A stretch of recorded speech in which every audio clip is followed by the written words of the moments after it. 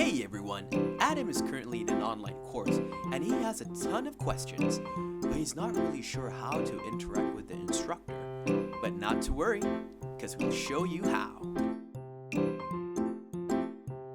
BenchLab provides this little feature called a community forum, and you can find this in your dashboard.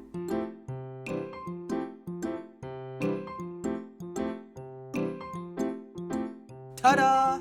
The community forum. You can create new posts to send your questions.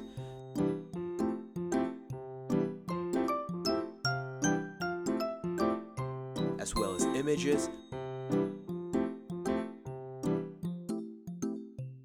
videos,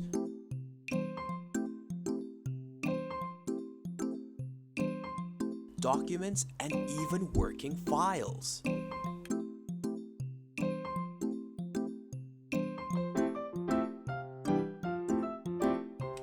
You can also click on the follow button to get notifications in your email.